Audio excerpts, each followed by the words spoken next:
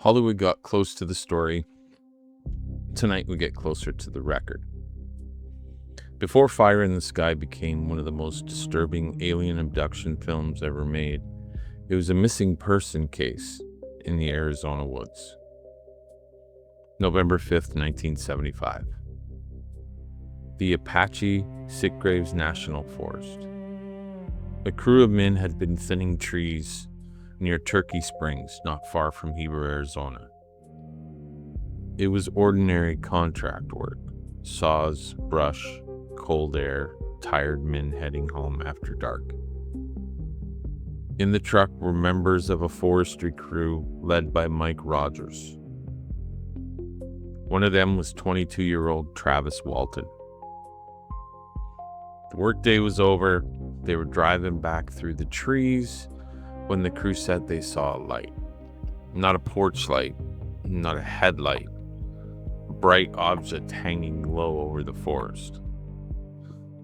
This is where the story becomes difficult, because from this point forward, there are really three versions. There's what the crew reported. There is what Travis Walton later said happened to him. There is what Hollywood turned into a nightmare.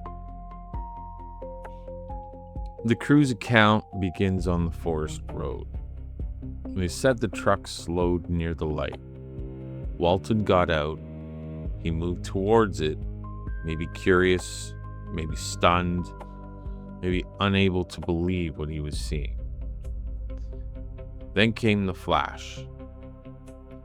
According to the men in the truck, a beam or burst of light struck him. Walton fell. The others panicked, and they drove. That decision would haunt the story as much as the light itself. The men said they believed Walton had been killed. They were terrified. They fled down the road, then argued, then returned. But when they came back, Travis Walton was gone. No body, no blood, no torn clothing in the brush. Just a dark forest, the road, and 6 men trying to explain what the 7th had vanished. When the report reached law enforcement, it did not begin as alien folklore. It began as a possible crime. From the outside, the problem was obvious. A young man had disappeared in the woods, and the last people to see him alive were the men riding with him. Search parties went into the Turkey Springs area. A helicopter was used. Officers questioned the crew, and the case became news. And as the days passed, suspicions grew. If Walton had been harmed, the story of a light in the trees could be a cover. If he had not been harmed, where was he? The men took polygraph tests. Those tests would become part of the legend too.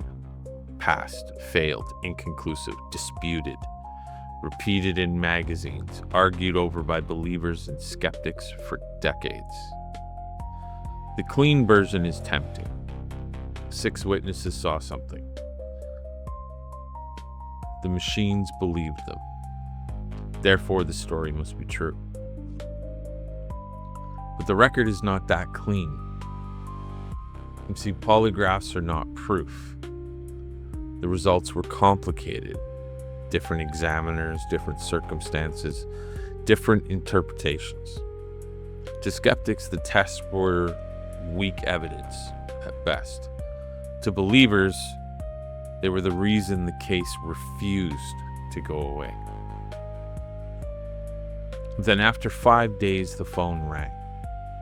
Walton had placed a call from a phone booth in Heber. He was alive. That should have ended one mystery. Instead, it opened another. Walton's family retrieved him. Reports describe him as weak, shaken, and confused. Soon the story moved from sheriff's offices and search parties into a different kind of room.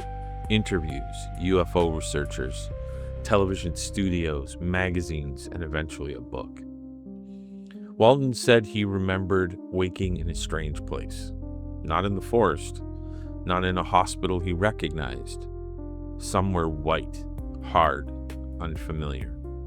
He described beings around him. He described panic.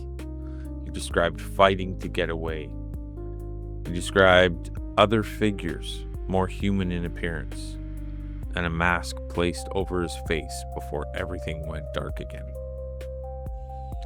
Then, according to his account, he woke near a road with the craft rising above him. The movie took that material and made it physical, sticky, claustrophobic, almost medical. For many people, Fire in the Sky is not remembered as a film about a forestry crew.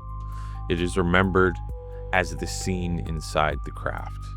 The eye, the table, the terror of being handled by something that does not see you as human in the same way you see yourself. But that is cinema, powerful cinema, not the same thing as the case file. The real story is quieter and in some ways stranger. A truck of working men comes out of the forest without Travis Walton. They tell a story that makes him sound guilty or insane. The police search the woods, the newspapers arrive, the family waits. 5 days later, Walton comes back with a story no investigator can easily file. And from there, the case splits. To believers, Travis Walton incident remains one of the strongest alien abduction accounts because there were multiple witnesses before the disappearance, a real missing person search, and a return that did not fit ordinary expectations. To skeptics, the story has too many problems: publicity, prize money, pressure around the forestry contract, earlier UFO interests, disputed polygraphs, and details that shifted as the case moved through books, interviews, and film. Both sides kept returning to the same narrow road in Arizona. That is where the power of the story lives. Not inside a spaceship, not in the Hollywood version. In the moment after the truck drove away. Imagine being one of those men. The trees closing behind you, your friend on the ground behind the truck, the impossible light in the rear window. Then the decision to go back and find nothing. No answer, only the road.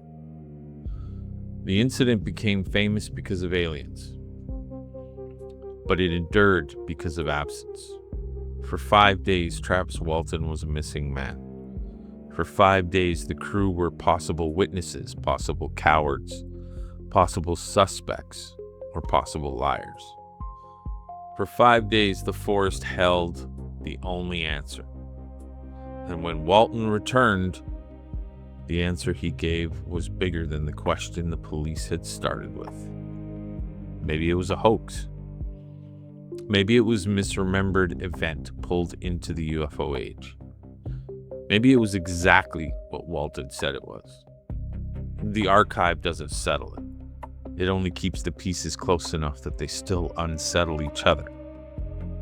A forest road, a bright object in the trees, 6 men in a truck, 1 man missing, and a story Hollywood made terrifying because the record was already strange enough to survive without it.